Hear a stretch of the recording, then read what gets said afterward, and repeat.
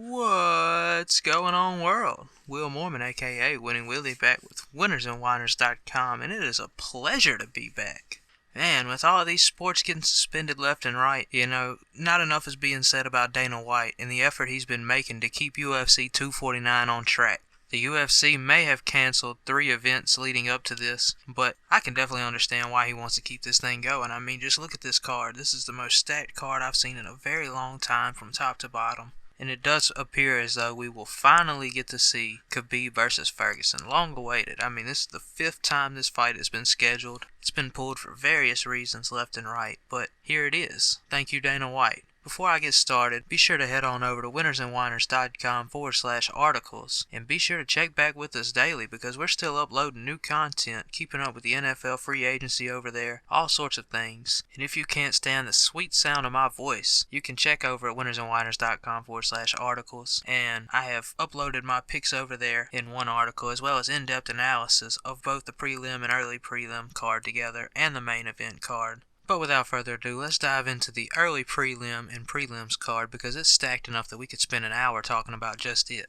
I know I'm going to butcher some of these names, but please bear with me.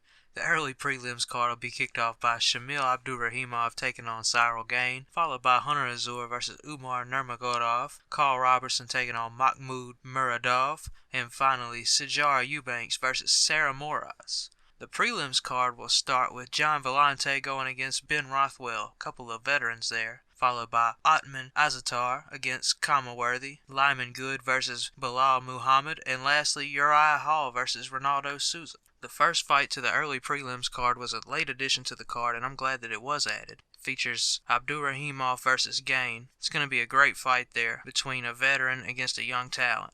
Shamil Abdurakhimov carries a 20-4 professional record with a 5-3 record since joining the UFC, 9 of those wins coming by knockout in his career. Meanwhile, Cyril Gane comes in with a perfect 5-0 record with 3 wins since joining the UFC and 3 wins in his career coming by submission as well. Gane has the 1-inch height advantage, a 5-inch reach advantage, and approximately an 11-pound weight advantage as well. Both of these fighters are solid, but Gane is much harder to land a strike on. I expect Gane to take care of business in this fight and to remain undefeated in his professional career.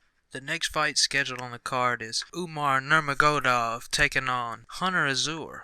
No, this isn't the same fighter that's in the main event. This is his younger cousin, and he's making his UFC debut here. This ought to be a great fight between 2 up-and-coming talents here in the UFC. Previous to joining the UFC, Umar carries a 12-0 professional record, and he may be just as impressive as his bigger cousin. He's got his hands full here, though, taking on Hunter Azur, who is also undefeated with a 7-0 professional record, and he's also fought one previous UFC fight, which he obviously won. Fighting may be in Umar's blood, but he's got a tough UFC debut fight scheduled, and I really don't think he can get the job done. He's not quite the striker that his cousin is, and a lot of his fights in the quote-unquote amateur circuit have come down to decision. Azur is a solid all-around fighter who really doesn't stand out in any category, but he has the striking and takedown ability to control a fight.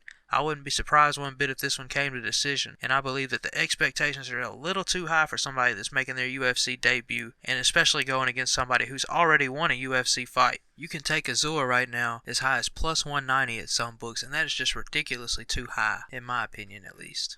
The next fight on the early prelim card should be another exciting one. This one will see Carl Robertson take on Mahmoud Muradov. Robertson is the less experienced fighter in here despite being in the UFC longer. He comes into this fight with a 9-2 professional record and a 5-2 record since joining the UFC. Meanwhile, Mahmoud Muradov owns a 24-6 professional record, and although he's only fought 2 fights in the UFC, he's currently riding a 13-fight win streak, and he hasn't lost since December of 2016. And I'm going to ride with Mahmoud for this fight.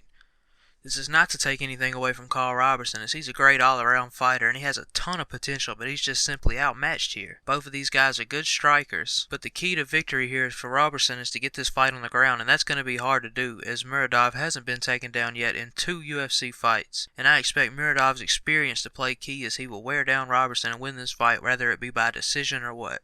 And the last fight on the early prelim card is a women's bantamweight bout between Sijara Eubanks and Sarah Moras.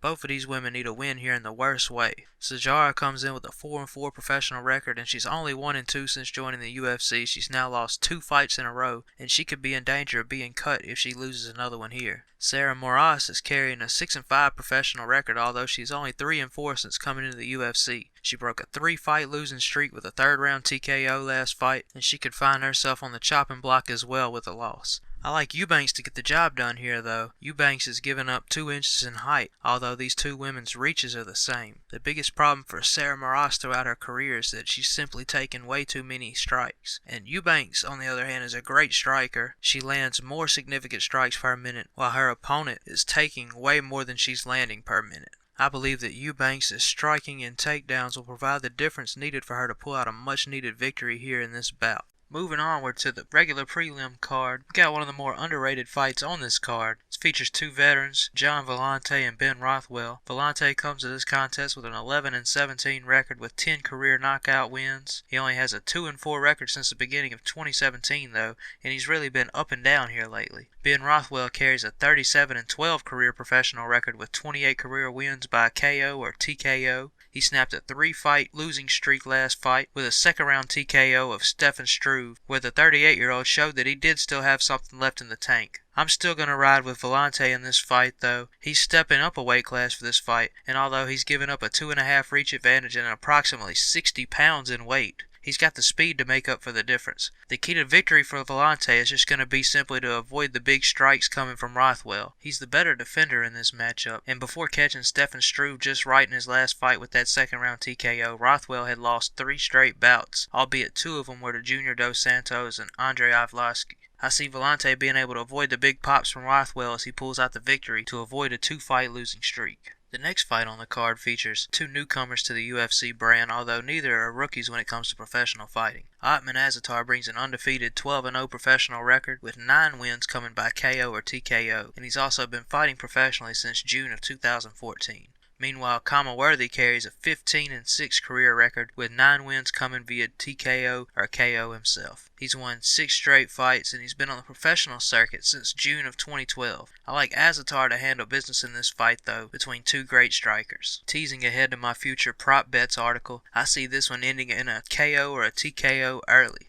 Worthy may have a 3-inch height and reach advantage, but he's given up approximately 15 pounds in weight. Both of these guys were electric in their UFC debuts, and there's a lot at stake with both riding win streaks. Worthy has only been able to finish 3 fights in his career in the first round, while Azatar has 9 first-round wins, with 7 of them coming via knockout or technical knockout. Expect him to handle business quickly in this fight here. Moving along, we've got another underrated bout here on this card between Lyman Good and Belal Muhammad. Lyman Good carries a 21-5 professional record into this fight with 11 wins coming by KO or TKO, and he also has 1 no contest as well in the past. He has a 3-2 record since joining the UFC, and he won each of those fights by either knockout or technical knockout as well. Belal Muhammad brings a 16-3 professional record to the table with 11 of his victories coming via decision. He has a 7-3 record in the UFC, and he's also riding a 2-fight win streak. Although I very much expect this streak to come to an end. He's relied on a lot of decisions for his wins, and this could spell trouble against a superior striker in Lyman Good. Muhammad is going to have to rely on takedowns and controlling the tempo of this fight to be able to pull a victory,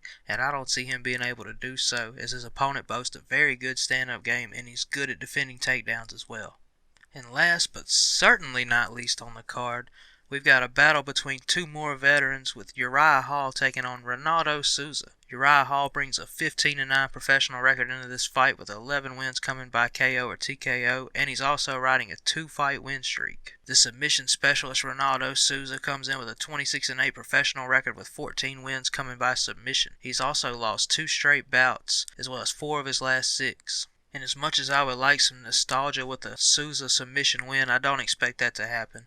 Uriah Hall owns a 7.5 reach advantage, and I see him being able to take advantage of that. I expect Hall to dominate this fight up and down as he's won 2 in a row while Souza has lost 2 straight, and I'm not sure that the 40-year-old Souza has much left in the tank.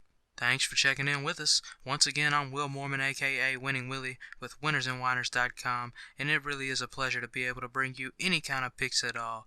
Given what's going on in the world, our thoughts and prayers are with everyone around who's affected by the COVID-19 virus, and we look forward to getting through this crisis together so we can get back to bringing you winning picks daily. Thanks for checking in.